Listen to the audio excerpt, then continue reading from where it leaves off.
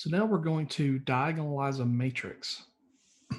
So first thing we want to do is find the eigenvalues. So we're going to find eigenvalues and eigenvectors. So we need the determinant of A minus lambda I. So that's just the determinant of the matrix A, but we subtract lambda from the main diagonal.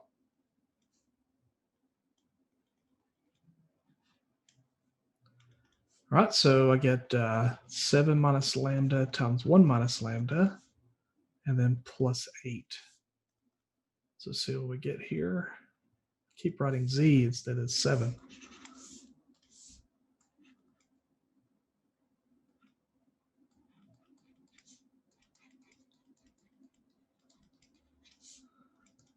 So I get lambda squared minus 8 lambda plus 15.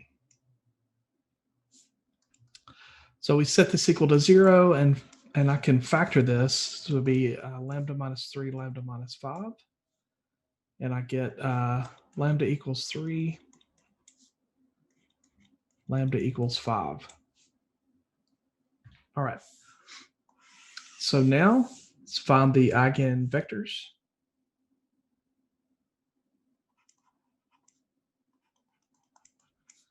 So for the first eigenvalue, I need to solve A minus 3i x equals 0. So I need to subtract 3 from the main diagonal. Augment with 0, and we'll reduce.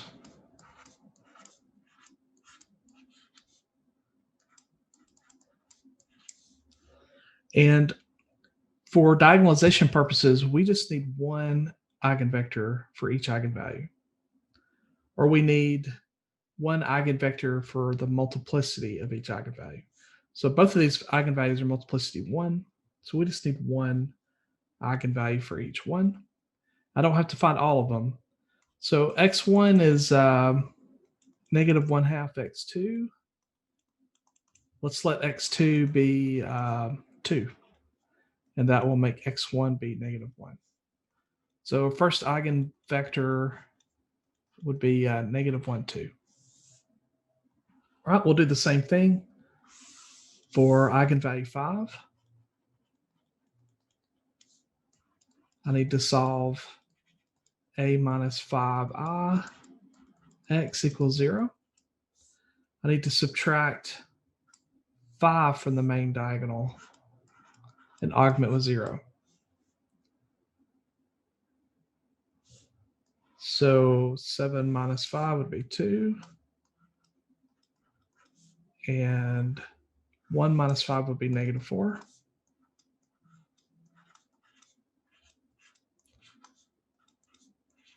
And we reduce it, we get this. 1, 0, 1, 0. And again, I only need one example. So it looks like x1 is negative x2.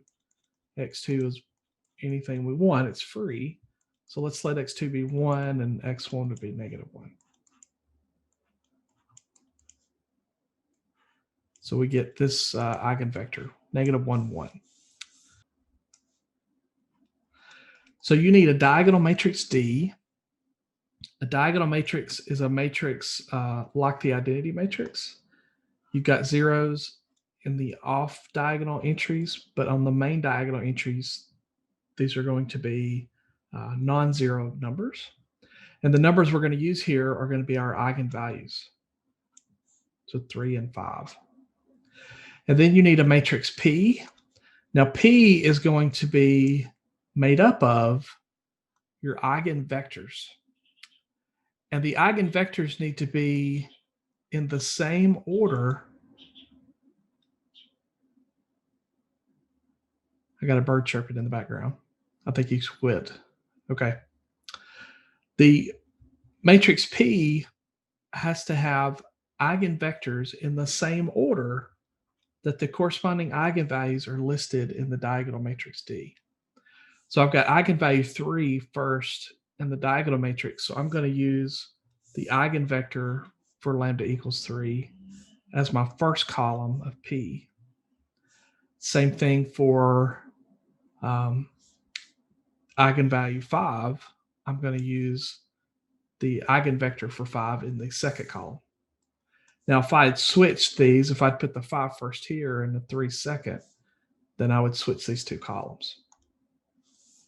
All right, so now we also want to know what is the inverse of P. I'm going to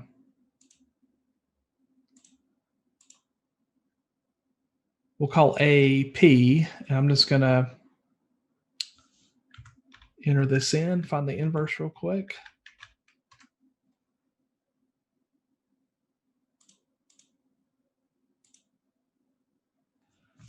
So P inverse, it's almost P. But we get this. All right, so what's special about these three matrices? Well, we can write A as P times D times P inverse. So let's just see if that works. So I'm going to let B be the diagonal matrix here. So let's multiply A times B times A inverse. And you see we get A that we started with. All right, so that's kind of neat. So we get this relationship where A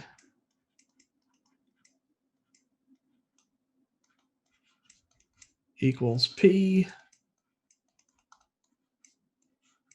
D P inverse when D is the diagonal matrix that contains the eigenvalues, and P is the matrix that contains the eigenvectors corresponding to the eigenvalues of D. So why is this important? Well, remember when we were doing difference equations, we had to take higher powers of A. So let's just see what happens here. If I square A, well, I could say, well, that's A times A. So that's P D P inverse times P D P inverse. And P inverse times P is the identity matrix, right? And the identity matrix times D is just D. So this is P times D times D times P inverse. And that's equal to P times D squared. All right, so what if we cube A? Well, I would be multiplying P D squared P inverse times another A, P D P inverse. And P inverse P is the identity matrix.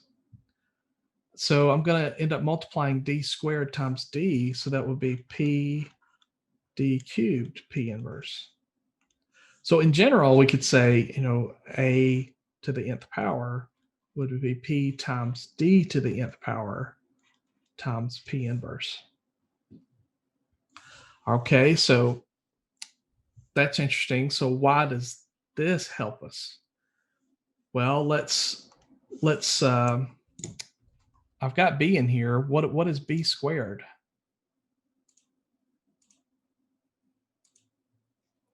Well, B is 3, 5. So B squared is 9 and 25. What about B cubed? Well, that would be 27, 125. So that's 3 cubed and 125 cubed. So D is 3005. D to the, say, nth power would be just 3 to the nth power 0, 0, 5 to the nth power. And this calculation is a lot easier for a computer to do than to take the nth power of a matrix. If all we have to do is raise the entries in the main diagonal to a power, then we're going to save a lot of computation time. So this helps when you have these huge matrices that happen in real life, and you have to do something like square a matrix, and it's got thousands of rows and columns. You need some help to be able to do the calculations quickly, and we don't want to fry our computers, right? So we need to do things more efficiently, and this is a more efficient way to do a power of a matrix when the matrices are big and and you have to raise it to a high power. So that's called diagonalizing a matrix.